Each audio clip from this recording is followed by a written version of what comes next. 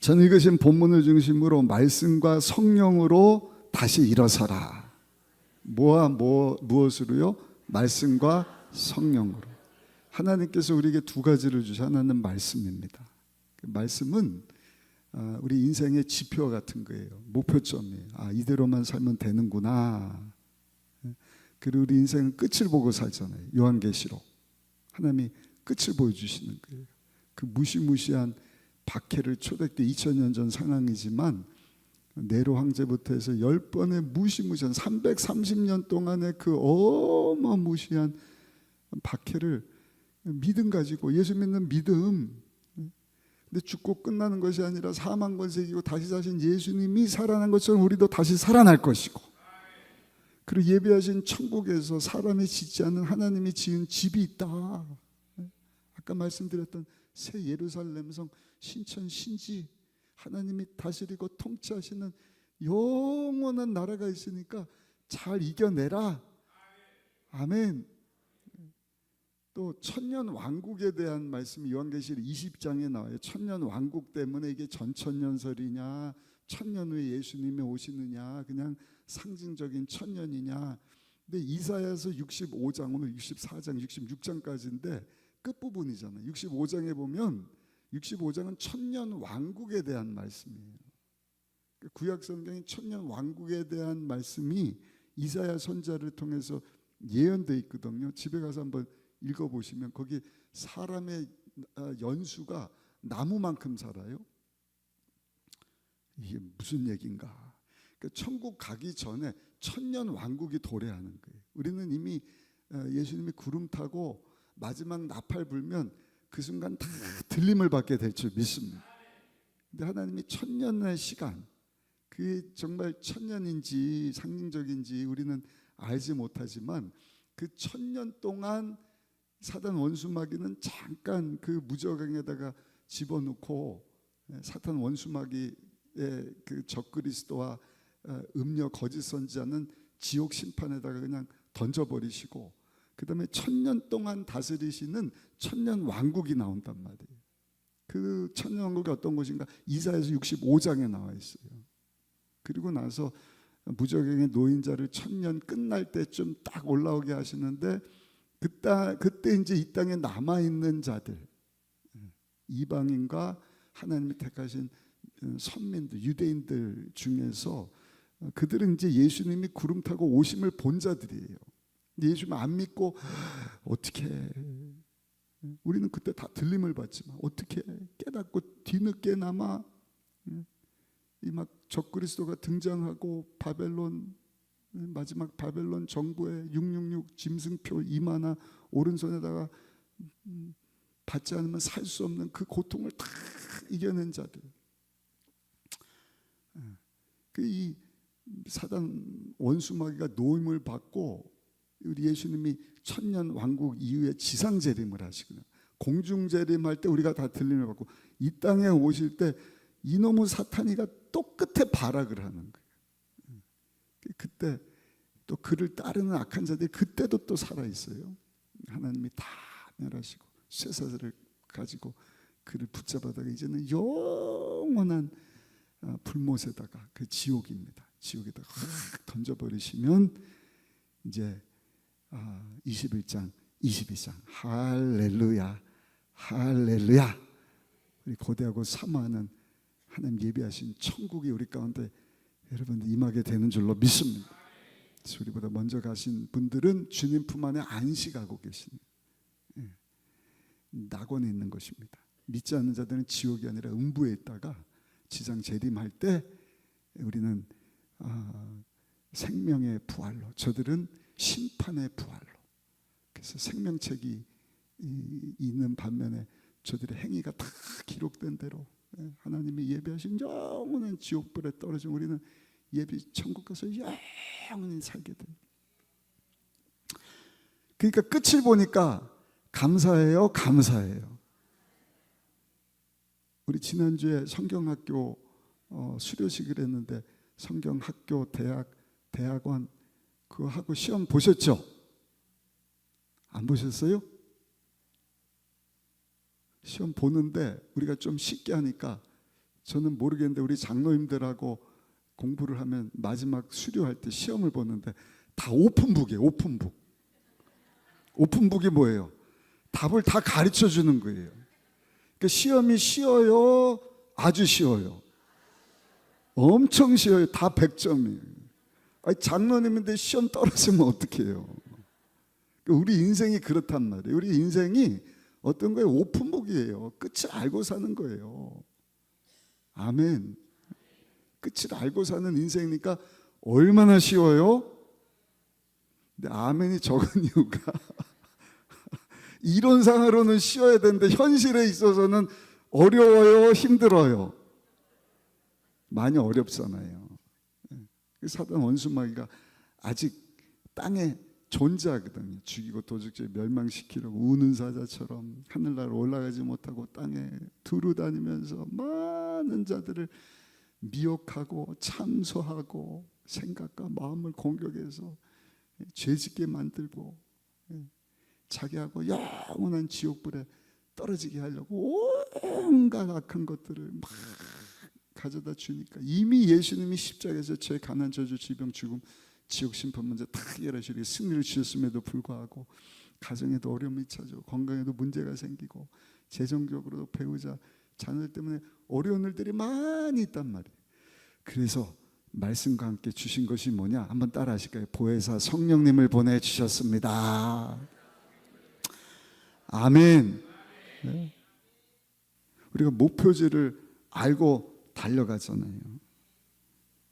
근데 가면서 힘드니까 성령님을 보내주셔서 그 목표지까지 하나님 예배하신 하늘나라까지 여러분 우리 힘으로가 아니라 도우시는 성령 하나님 가지고 거기까지 잘 달려갈 수 있도록 성령님이 오늘도 우리와 함께 하시면서 표대를 향하여 믿음으로 달려가도록 인도해 주시는 줄로 믿습니다.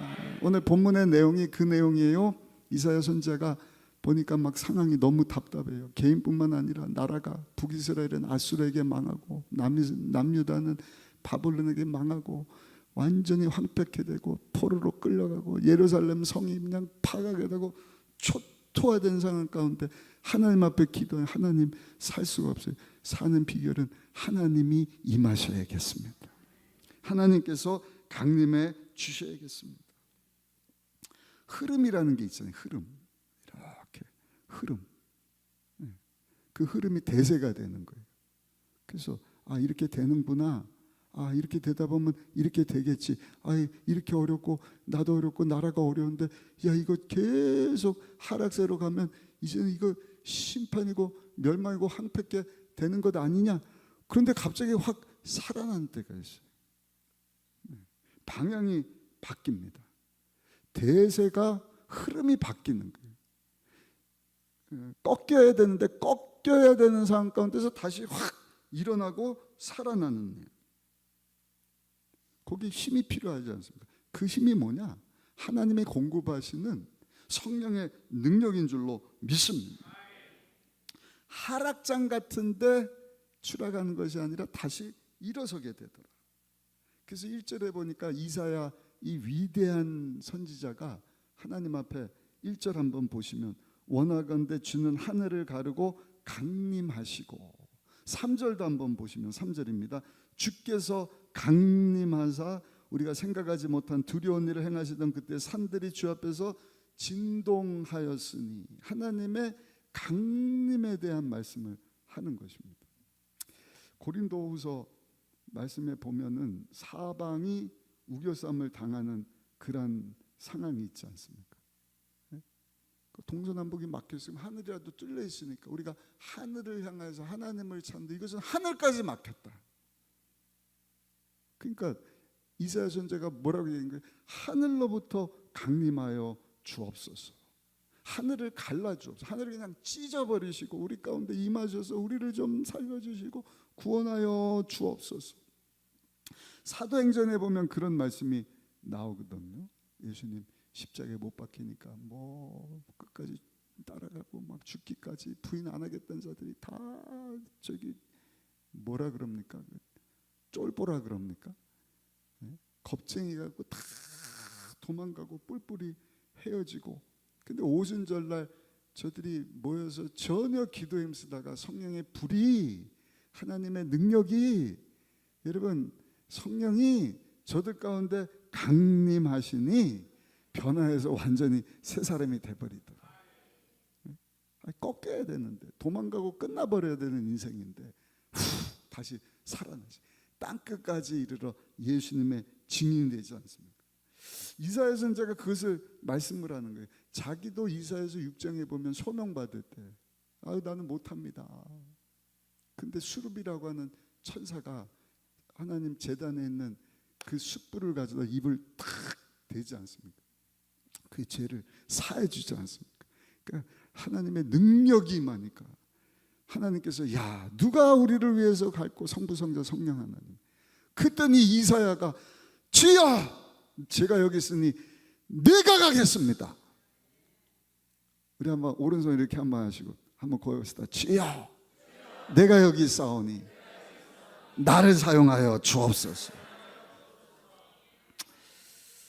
이사야가 자기 체험을 지금 생각을 하면서 6장에서 체험한 그 하나님의 역사하심, 지금 나라가 망하게 되었는데 하나님, 내가 망하게 되었을 때 나를 일으켜 세우신 것처럼 하늘 문을 여시고 하나님이 강림하시면 이 나라가 다시 살아날 줄로 믿습니다. 이사야는 왕족이라고 알려져 있습니다. 그 우시야, 요담, 아하스, 히스기야 왕 때 예언자로 하나님 앞에 50년 동안 쓰임 받았던 사람이 이사야 선지자예요. 그러니까 이사야 선지자가, 저도 이렇게 보니까 좀 어려워요. 근데 그 예언서는요 항상 4가지예요. 하나님이 약속한 것 딱 얘기하면서 너 왜 그대로 살지 않았냐 책망하시는 거예요. 무섭게 질책하시는 거예요. 그 경고하는 거예요. 너 또 한 번 그러면 혼날 줄 알아. 그리고 경고하셔요. 그리고 회복의 메시지, 항상 그렇습니다. 마지막 회복은 뭐예요? 너희들 포로로 끌려갈 것이지만 돌아올 것이다. 예수님이 오실 것이다. 성령을 보내주실 것이다. 우리 예수님이 다시 우리 가운데 임하실 것이다. 근데 이사야가 66장까지 긴 이유는 그 내용이 길기 때문에, 책망, 권면, 경고, 회복의 메시지가 길기 때문입니다. 그러니까 그걸 알고 이사야서 말씀을 보면 그 내용이 참 재미가 나요. 그리고 이사야가 누군가 왕족이에요. 전설에 보면은요, 그 아버지가 아모스라고 하는 사람인데 아하샤 왕의 형제라고 합니다.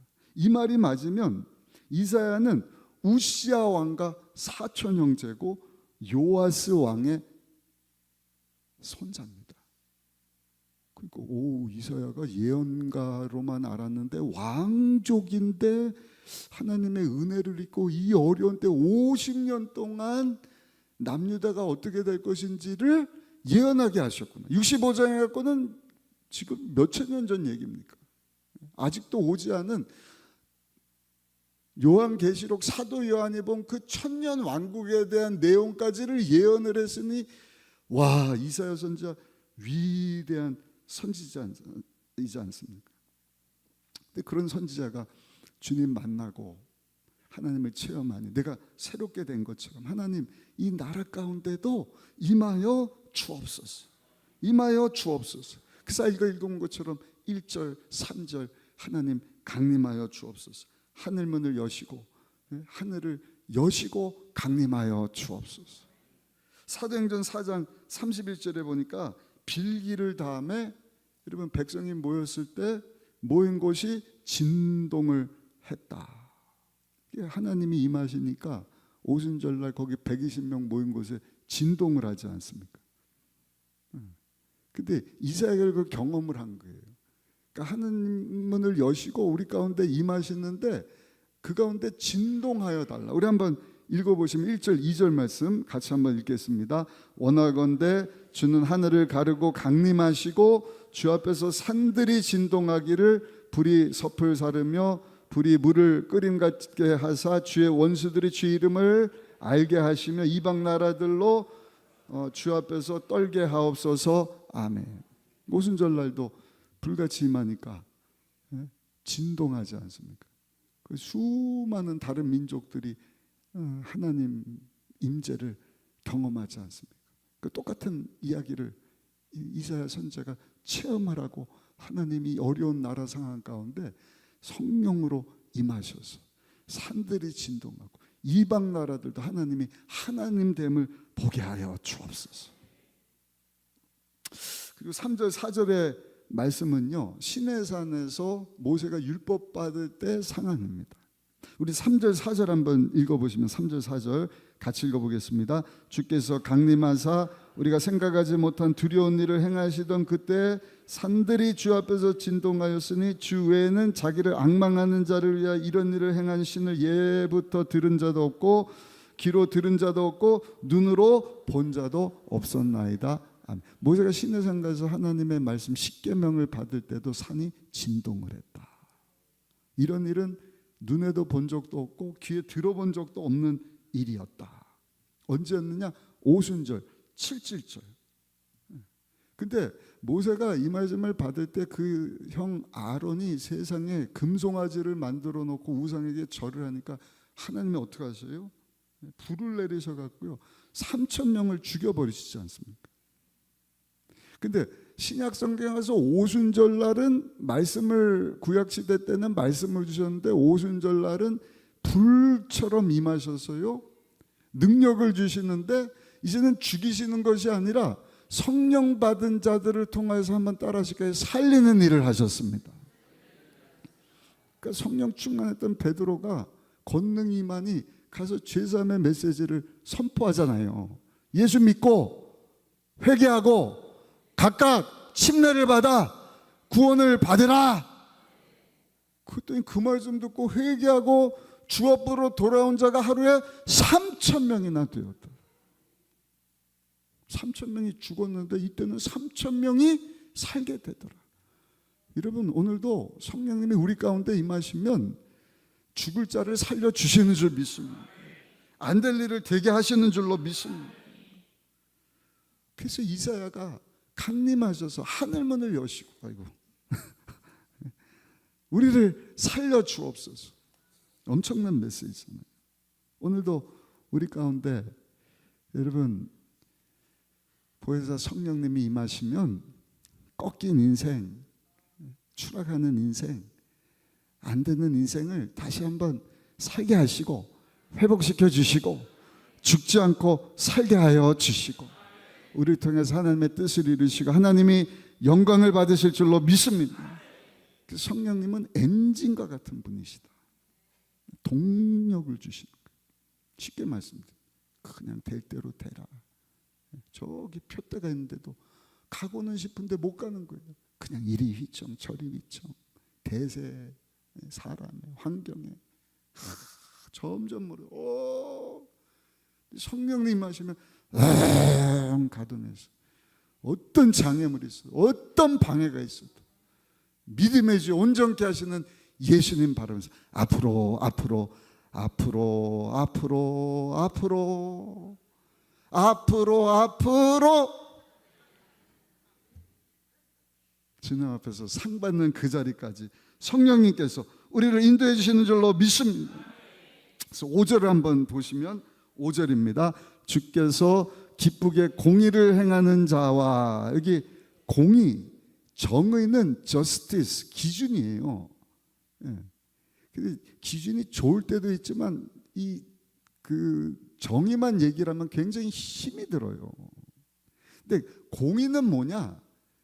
실수로 또는 사고로 넘어지고 살지 못하는 그것을 살게 하는. 그러니까 정의가 뭐예요? 이대로 질서입니다. 이거 지켜야지. 위반하면 벌금 내야 됩니다. 사고 납니다. 근데 정의를 지키지 못해서 교통사고가 났다.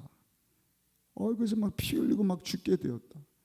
근데 구급대원들이 구급차 싣고 와갖고 막 산소호흡기 끼고 막 살게 하면 그게 뭐예요? 그게 공의예요. 정의는 기준이지만 공의는 살게 하는 것이다. 하나님의 능력, 성령의 능력이 하시는 일이 뭐냐? 공의로운 일을 하는 거예요. 살리는 일을 하는 거예요. 죄 때문에 심판이다. 하나님과 원수다. 살 수 없다. 영원한 지옥 형벌이다.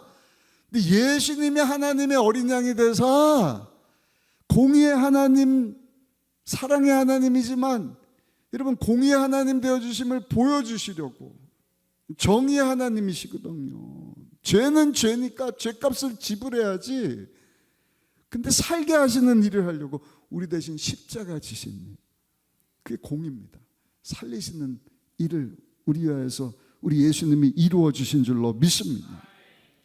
그래서 오늘 기도할 때 주여 공의의 하나님, 살리시는 하나님, 내가 힘들고 어려울 때 소생시키시는 하나님, 이스라엘을 살려주시고 예루살렘을 회복시켜 주시고 오순절 마가다락방에 저 무지한 자들로 하여금 하나님 앞에 쓰임받게 하신 것처럼 주여 나도 다시 한번 일어나 빛을 발하게 하여 주옵소서.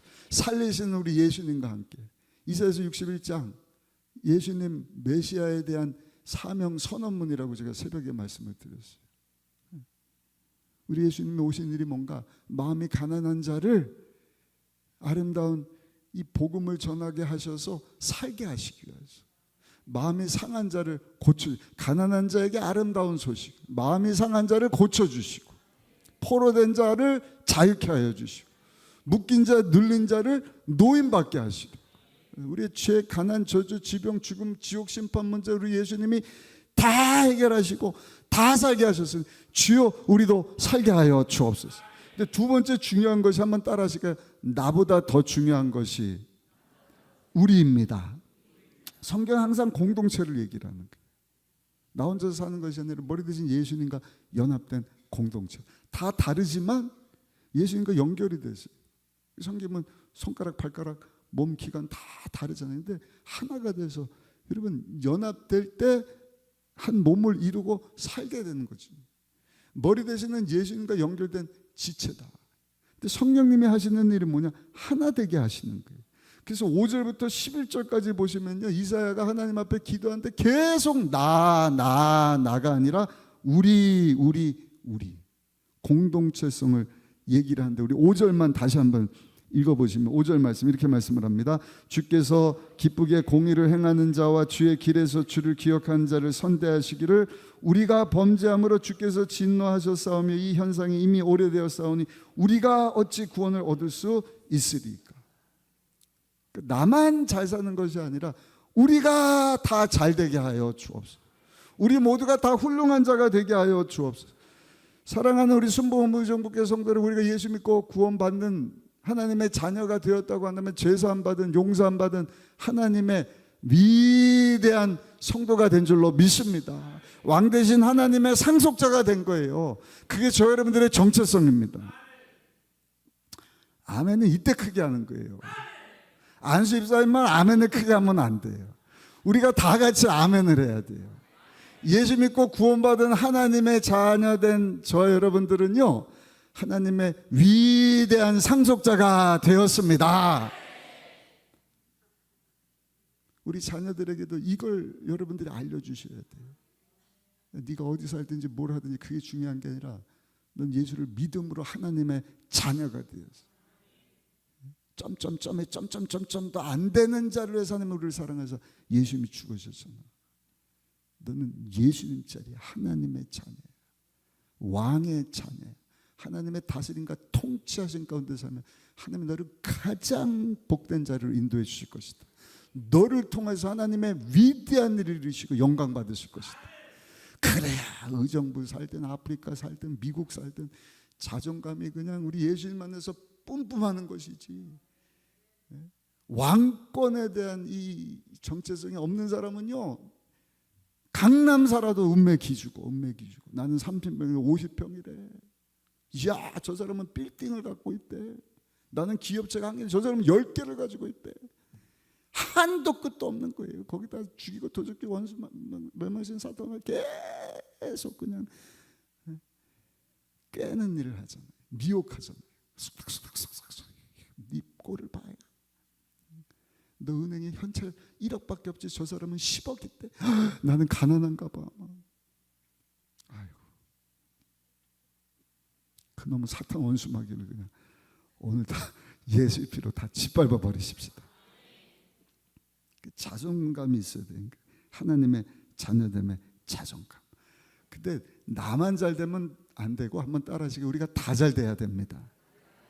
요셉이 그래요. 하나님의 은혜를 입고 얼마나 잘 됐어요. 애굽 이집트가 총리가 됐는데 혼자만 잘 됐냐? 그 형제들, 그 가족들 다 잘 되게, 심지어는 흉년이 들어서 죽게 된 바로 왕까지도 잘 되게 합니다. 그게 공동체란 말입니다. 그래서 우리가 계속해서 뭐라 그래요? 모이게 힘쓰자. 셀로 모이자. 수예배로 모였는데 금요 철야 때 또 모이자. 주일날 모이자. 옆 사람하고 인사합시다. 함께 해야 삽니다. 그게 처음에 말씀드린 것처럼 우리가 사랑하며, 사랑 얘기하니까 또 조용해지셨는데 어쩔 수 없어요. 하나님이 우리를 공동체로 딱 묶어주셨어요. 우리 가정도 마찬가지고 교회도 마찬가지고 함께 특별히 내일 모레 우리 전주에 있는 참사랑 순복음교회, 아주 성령운동 뜨겁게 하는 교회 목사님이신데 팀이 와서 1일 부흥성회를 가지려고. 그러니까 혼자 오시면 안 돼요.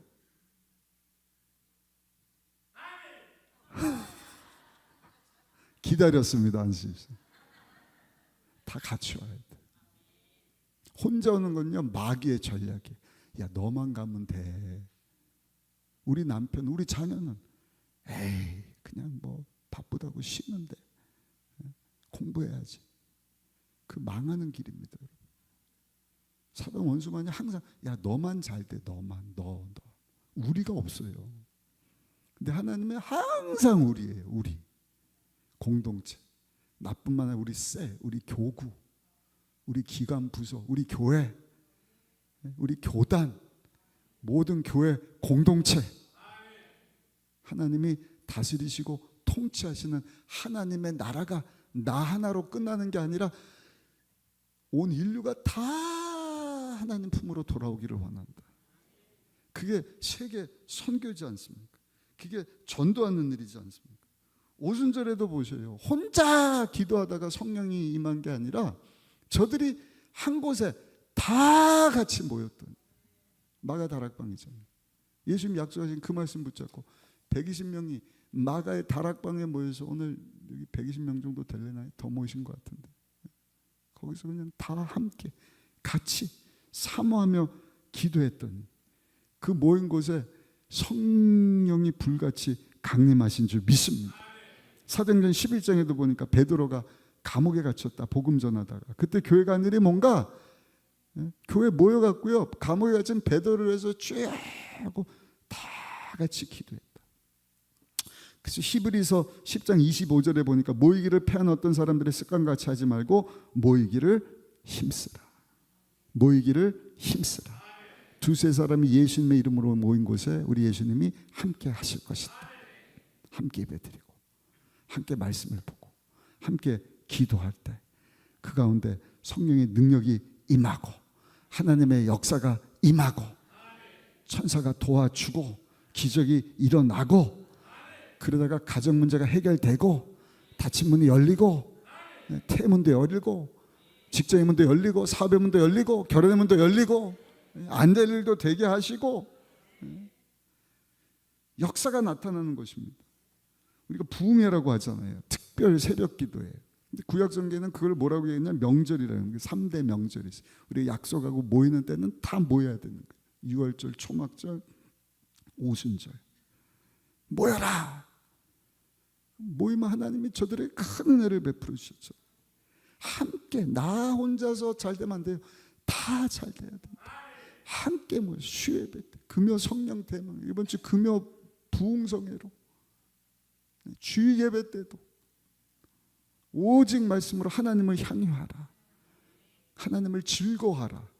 내가 주인이 아니라 하나님이 주신 수단을 가지고 내가 영광받는 것이 아니라 나는 영광받으시 합당하신 하나님 앞에 영광을 돌려야 되는 수단일 뿐이오니 주여 우리가 다 하나님 앞에 모여서 함께 주의 이름을 높이고 하나님께 영광을 돌리기를 원합니다. 우리를 통해서 하나님의 뜻이 이루어지기를 원합니다. 그렇게 모여 보셔요, 여러분. 하나님이 하늘 문을 여시고 은혜와 능력과 축복을 더하여 주시고 역사해 주실 줄 믿습니다. 고넬료 가정도 보세요. 바울을 초청에다가 모은 가족이 모여갖고 이방인들인데 말씀 듣다가 성령이 많이 이방인들 가운데 막 방언을 말하는 거예요. 하나님이 영광을 받으시는 거예요. 이런 역사가 우리 가운데도 있게 되기를 예수님 이름으로 축원합니다. 성령님을 사모합니다. 살게 하시는 성령 하나님. 나 혼자가 아니라 함께. 마지막 세 번째 짧게 말씀드릴게요. 하나님 주권의 회복입니다. 하나님이 오셔서 우리를 다스려 주옵소서. 우리를 다스려 주옵소서. 우리의 통치자가 되어 주옵소서. 왜냐, 하나님이 다스리고 통치해 주지 않으시면 결과는 뭐냐? 황폐케 되는 일, 광야가 됩니다. 아무것도 살 수가 없어요. 광야, 황폐.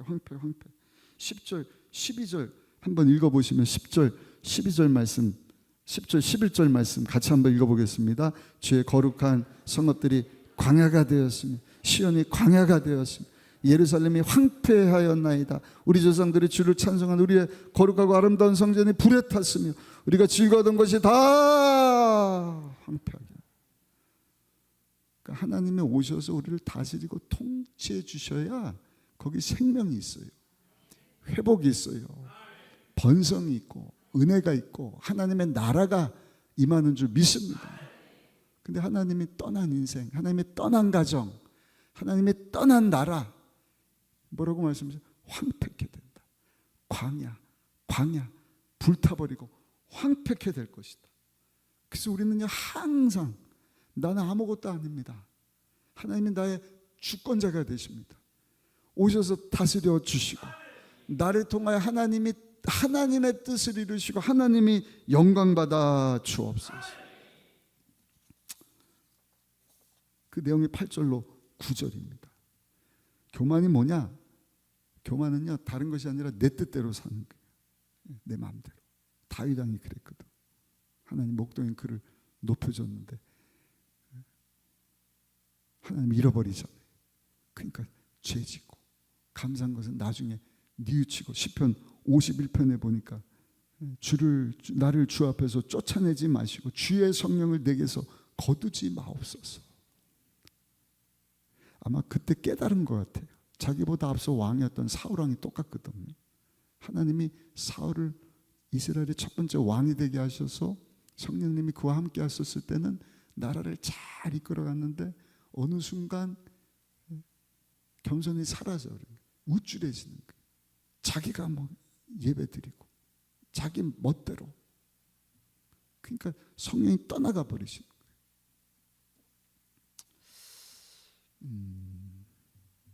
구약시대 때는 성령이 임하였다가 성령이 또 떠나기도 하지 않습니까? 그 악신이 확 사로잡으니까 살 수가 없는 거예요.